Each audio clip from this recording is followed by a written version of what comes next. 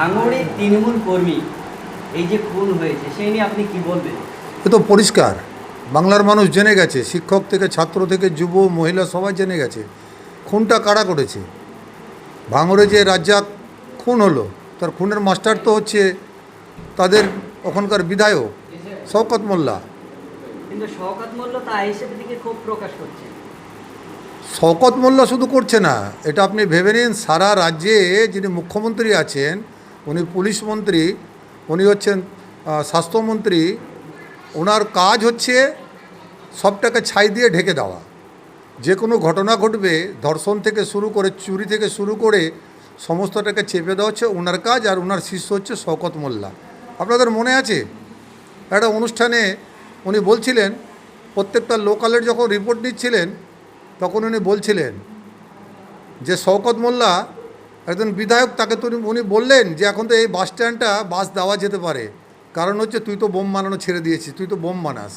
পশ্চিমবাংলার মানুষ তো ভুলেনি, আমাদের স্মৃতি খুব দুর্বল নয়।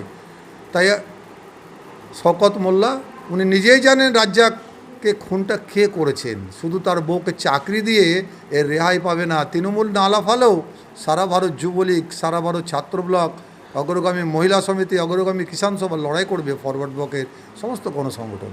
এবং আজকে দেখছি সারা ভারত যুব সমাবেশে এই যে ফরওয়ার্ড ব্লকের যুব সমাজ এই যে জাগ্রত, আজকে ইসলামপুরে পথ র্যালি করলে কি ভাবছেন সামনে 26শে বিধানসভায় কি প্রভাব ফেলবেন?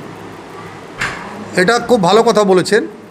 শুধু আমরা 26-এর দিকে চোখ খুলে তাকাই না, আমরা 5 বছর না, আমরা সমস্ত সময়টা পশ্চিমবাংলার মানুষের কথা ভাবি, পশ্চিমবাংলার মহিলাদের কথা ভাবি, বাংলার যুবকদের কথা ভাবি, ছাত্রদের কথা ভাবি, আমরা শিক্ষার কথা ভাবি। আমাদের খুব দুর্ভাগ্য বাংলার মানুষ।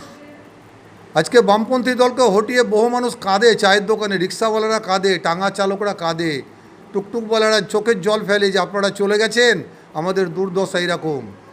ভাবতে পারেন আজকে শিক্ষিত ছেলে আজকে এই সরকারের আমলে আজকে পাস করার পরে পরীক্ষায় তারা পাস করেছেন, ফল বেরিয়েছে, তিনি চাকরি অ্যাপয়েন্টমেন্টের জায়গা থেকে থালা নিয়ে বসতে হচ্ছে কলকাতার বুকে। এটা লজ্জা তো আমাদের, এটা বাংলার মানুষের লজ্জা। এবং কিছুদিন আগে দেখলাম আপনাদের সিপিএম পার্টির একজন বয়োজ্যেষ্ঠ কর্মী, তাকে একজন টিএমসি পার্টির কর্মী মহিলা রাস্তায় জুতো পিটা করছে, কি বলবেন? এটা কালচার তো তৃণমূলের, এটা তৃণমূলের কালচার। খড়গপুরে মেরেছে, আমরা দেখেছি, তার প্রতিটা কপি আমাদের কাছে আছে। খুব দুর্ভাগ্য যে একজন বয়স্ক কর্মীকে এইভাবে তৃণমূলের মহিলা পিটলো। এটা তো তাদের কালচার, ওদের অভ্যেস। ওরা তো হলের মধ্যে জুতা পিটাপিটি করে। আজকে যে তৃণমূলের ছাত্র সংগঠনের নেতা যারা আজকে ওই তাদের ইউনিয়ন অফিসে মদের বোতল মাথায় নিয়ে বাইরে থেকে মেয়ে নিয়ে নর্তকী নিয়ে এসে নাচাতে পারে, বেলি ড্যান্স করতে পারে, তাদের কাছে আর কী আশা করব আমরা? তাদের মুখ্যমন্ত্রী তো এটা চান।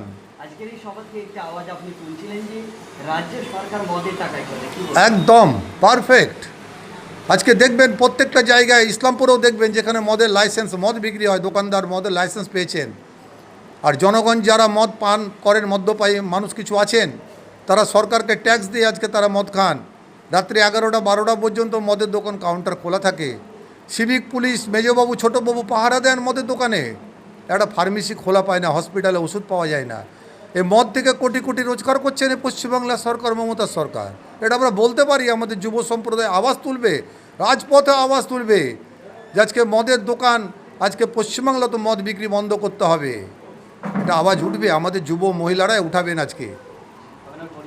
আমার পরিচয় কমরেড গোলাম বিশ্বাস, আমি সারা ভারত ফরওয়ার্ড ব্লক মুর্শিদাবাদ জেলা কমিটির সম্পাদক মণ্ডলীর সদস্য এবং প্রাক্তন যুবলীগের আমি একজন নেতৃত্ব ব্লক প্রেসিডেন্ট ছিলাম। Thank you.